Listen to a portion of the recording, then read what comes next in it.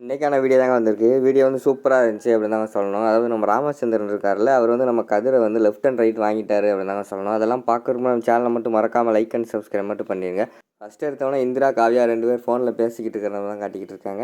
நம்ம இந்திரா வந்து கேட்குறாங்க, அக்கா இந்த நியூஸை வந்து அத்தை பார்க்காங்களா அப்படிங்கிற மாதிரி கேட்டவொடனே, கண்டிப்பாக அத்தை வந்து பார்த்துக்கிட்டு இருப்பாங்க, ரூமில் தான் இருக்காங்க, ரூமில் ஒரு டிவி இருக்குல்ல, அதில் வந்து அத்தை பார்ப்பாங்க அப்படிங்கிற மாதிரி வந்து காவ்யா சொல்கிறாங்க. உடனே நம்ம இந்திராவுக்கு வந்து பயங்கரமான சந்தோஷம். ரொம்ப தேங்க்ஸ்க்கா அப்படிங்கிற மாதிரி சொல்கிறாங்க. எனக்கு எதுக்கு இந்திரா தேங்க்ஸ் சொல்கிறேன், ஆமாம் எப்படி நீ இதை வந்து ப்ரூவ் பண்ண அப்படிங்கிற மாதிரி வந்து நம்ம காவியா கேட்குறாங்க. உடனே இந்திரா வந்து சொல்கிறாங்க, அக்கா இதெல்லாம் சொல்கிறதுக்கு நேரமாகும், நான் நேரில் வந்து சொல்கிறேன் சரியா அப்படின்னு சொல்லிட்டு ஃபோனை வச்சிடுறாங்க. சரின்னு சொல்லிட்டு அங்கிட்டு இந்திரா கௌதம் 2 பேரும் கட் பண்ணிக்கிறாங்க. இங்கிட்டு பார்த்தா, மாமா எப்படியோ வந்து இந்திரா ஜெயிச்சிட்டா மாமா அப்படிங்கிற மாதிரி காவியா சொல்கிறாங்க. அதுக்கு வந்து நம்ம ராமச்சந்திரன் வந்து சொல்கிறாரு, எனக்கு தெரியுமா, அவள் வந்து போல்டான பொண்ணு, எப்பயுமே ஸ்மார்ட்டாக யோசிப்பா, அவள் கண்டிப்பாக ஜெயிப்பான்னு எனக்கு தெரியும் அப்படிங்கிற மாதிரி சொல்லிட்டு, என்ன பண்ணுறது, குடும்பமே சந்தோஷமாக இருக்குது, ஆனால் சில பேருக்கு வந்து என்ன நடந்தாலும் இந்த குடும்பம் சந்தோஷமாக இருக்கக்கூடாதுன்னு சில பேர் கங்கணம் கட்டிக்கிட்டு திரியிறாங்க அப்படின்னு சொல்லிட்டு ராகினியை பார்த்துட்டு அந்த இடத்துல வந்து போகிற மாதிரி காட்டிக்கிட்டு இருக்காங்க. அதுக்கடுத்து நம்ம காவியாவும், சரி மாமா நானும் போய் எங்கள் அம்மா அப்பாவுக்கு வந்து இந்த நல்ல விஷயத்தை வந்து நான் சொல்கிறேன் அப்படிங்கிற மாதிரி சொல்கிறாங்க. ஆமாம்மா, சந்தோஷப்படுறவங்களுக்கு தான் இந்த மாதிரி நல்ல விஷயத்தை வந்து ஃபஸ்ட்டே சொல்லணும், போய் சொல்லிடு அப்படிங்கிற மாதிரி வந்து நம்ம ராமச்சந்திரன் சொல்கிற மாதிரி காட்டிக்கிட்டு இருக்காங்க. உள்ளே போய் காவியா வந்து ரூமில் வந்து அவங்க அப்பா அம்மா கிட்ட வந்து நடந்த விஷயத்தை சொல்லிக்கிட்டு இருக்கிற மாதிரி காட்டிக்கிட்டு இருக்காங்க. உடனே உள்ளே வந்து கதிர் வந்து பயங்கரமான கோவத்தில் வராங்க. கதிர் வந்து குத்தி காட்டுற மாதிரி காவியா சொல்கிறாங்க, அம்மா இனிமேல் வந்து இந்திராவை எந்த கொம்பனாலையும் தடுக்க முடியாது, கண்டிப்பாக அவள் வந்து ஐஏஎஸ் ஆகிறது வந்து உறுதி, அவளோட ரிசல்ட் வேறு சீக்கிரமாக வருதுன்னு வேறு டிவியில் சொல்லிட்டாங்க அப்படிங்கிற மாதிரி வந்து நம்ம காவியா சொல்லிக்கிட்டு இருக்கிற மாதிரி காட்டிக்கிட்டு இருக்காங்க. ஏய் என்னடி கொழுப்பா, என்னையவே குத்தி காட்டுறியா அப்படின்னு சொல்லிட்டு கையை பிடிச்சி அமுக்கி முறுக்க ஆரம்பிச்சிடுறாங்க. நம்ம காவியாவுக்கு வந்து வலிக்க ஆரம்பிச்சிடுது. என்னங்க விடுங்க, கையெல்லாம் வலிக்குது விடுங்க, எதுக்குங்க இப்படி அழுத்துறீங்க அப்படிங்கிற மாதிரி கேட்டோன்னே, ஏன்டி நீ என்னடி என்னைய கல்யாணம் பண்ணிக்கிட்டு நீ என்ன உங்கள் அக்கான்னு எப்போ பார்த்தாலும் தெரியல, நான் தாண்டி உன் புருஷன், எனக்கு தாண்டி நீ சப்போர்ட் பண்ணணும் அப்படிங்கிற மாதிரி வந்து நம்ம கதிர் சொல்கிறாங்க. என்னது நீங்கள் புருஷனா, என்னைக்காவது ஒரு நாளாவது புருஷன் மாதிரி நீங்கள் நடந்திருக்கீங்களா, அதனால் உங்களுக்கெல்லாம் எனக்கு சப்போர்ட் பண்ண முடியாது, எனக்கு எப்போயுமே எங்கள் அக்கா தான் அப்படிங்கிற மாதிரி சொல்கிறாங்க. என்னென்ன நினச்சிக்கிட்டு இருக்கீங்க இந்த வீட்டில் எல்லோரும், என் தம்பியை பார்த்தா பொண்டாட்டின்னு அவ பின்னாடி அலையிறான், நீ என்னடானா அக்கான்னு அவ பின்னாடி அலையிற, என்ன நினச்சிக்கிட்டு இருக்கீங்க அப்படின்னு சொல்லிட்டு கையை ஓங்கி அழுத்த ஆரம்பிச்சிடுறாங்க. காவியாவுக்கு வந்து பயங்கரமாக வலிக்க ஆரம்பிச்சிருது. உடனே வந்து ஐயோ விடுங்கன்னு கத்த ஆரம்பிச்சிடுறாங்க. நம்ம சத்தத்தை கேட்டு வெளியிலேருந்து ராமச்சந்திரன் வந்து கதவை தட்டிடுறாரு. கதவை தட்டினோடனே நம்ம கதிர் வந்து போய் கதவை திறக்காரு. டேய் ஏன்னா உள்ள சத்தமாக கேட்டுச்சு அப்படிங்கிற மாதிரி சொன்னேன். அப்பா ஒன்றும் இல்லைப்பா அப்படிங்கிற மாதிரி சொல்லிவிட்டு நம்ம கதிர் வந்து சமாளிக்காரு. டேய் சத்தம் கேட்டுத்தானே நான் இங்கே வந்துக்கிட்டு இருக்கேன், ஒழுங்காக உண்மையை சொல்கிறா அப்படிங்கிற மாதிரி சொன்னேன். அப்பா அதெல்லாம் ஒன்றும் இல்லைப்பா அப்படிங்கிற மாதிரி சொல்கிறாங்க. உடனே வந்து நீ வழிவிடு, நான் போய் காவியாட்ட பேசிக்கிறேன் அப்படின்னு சொல்லிட்டு இங்கிட்டு வராரு. அப்பையும் கதிர் வந்து அப்பா ஒன்றும் இல்லைப்பா அப்படிங்கிற மாதிரி சொல்கிறாங்க. டேய் உன்னை சும்மா இருக்க சொன்னேன், அம்மாடி காவியா சொல்லுமா, எதுக்குமா உன் சத்தம் தான் கேட்டுச்சு, என்னாச்சு அப்படிங்கிற மாதிரி சொன்னோன்னே காவியா வந்து யோசிச்சுக்கிட்டே இருக்காங்க. யோசிச்சுக்கிட்டு மாமா காலை வந்து கட்டில் போய் இடிச்சிட்டேன், அதனால தான் வலிக்குது அப்படின்னு சொல்கிறாங்க.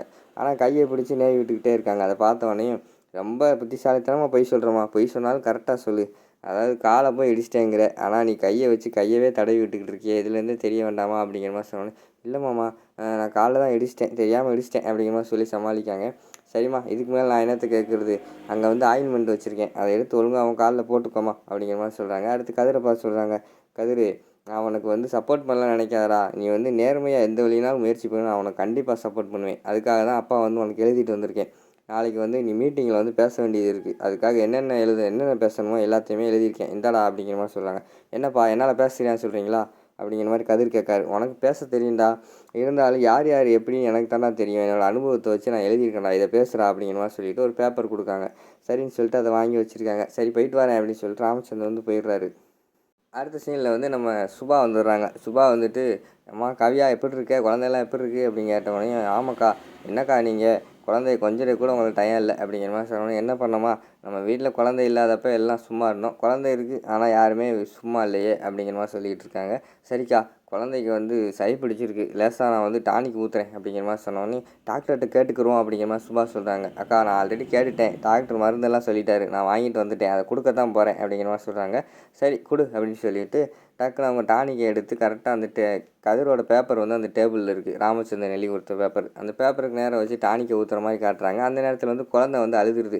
ஐயோ என்ன குழந்தை அழுதுன்னு பதட்டத்தில் வந்து டானிக்கை வந்து அந்த கீழே ஊற்றிடுறாங்க. கீழே ஊற்றுனது என்ன ஆயிடுச்சுன்னா, நம்ம அந்த பேப்பர்லேயே விழுந்து அந்த எழுத்தெல்லாம் கொஞ்சம் மறைஞ்சு போயிடுச்சு. அதை பார்த்தவொடனே பயங்கரமான கோவம் வந்துருச்சு கதிருக்கு.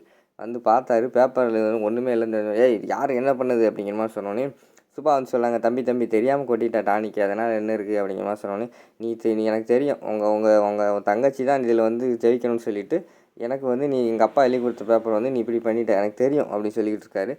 தம்பி தெரியாமல் தான் கொட்டினா தம்பி, நான் தான் பார்த்தேன் அப்படிங்கிற மாதிரி சுபாஷ் சொல்கிறாங்க. அண்ணி உங்களுக்கு ஒன்றும் தெரியாது, நீங்கள் பேசாமல் இருங்க அப்படிங்கிற மாதிரி சொல்கிறாங்க. அதுக்கடுத்து பார்த்தா நம்ம காவியா வந்து ஏங்க நான் எழுதி தரேங்க உங்களுக்கு பேசுகிறதுக்கு அப்படின்னு சொன்னோன்னே, நீ எழுதுவியா, நான் என்ன பண்ணுறேன் என்ன செய்கிறேன்னே உனக்கு தெரியாது, எங்கள் கம்பெனியில் உள்ளவங்க யார் என்னென்னே தெரியாது, நீ எப்படி எழுதுவ அப்படிங்கிற மாதிரி சொல்கிறாங்க. என்னங்க நானும் படிச்சிருக்கேன், நான் எழுதி தரேன் அப்படின்னு சொல்லிட்டு எழுத ஆரம்பிக்காங்க. எழுதவே வரல, பேப்பர் அங்கிட்டு கிழிச்சு போட்டுக்கிட்டு இருக்காங்க. கதிர் இதை பார்த்துட்டு, நான் தான் சொன்னேன்ல உன்னால் ஒன்றுமே பண்ண முடியாதுன்ட்டு, பேசாமல் இரு நீ வேஸ்ட்டு அப்படிங்கிற மாதிரி சொல்லி கோபத்தில் விறுவிறுன்னு எழுதி கொடுத்துட்றாங்க. பேப்பரில் எழுதி கொடுத்தோடனே அதை வாங்கிட்டு கதிர் விறுவிறுன்னு வெளியில் போகிறாரு.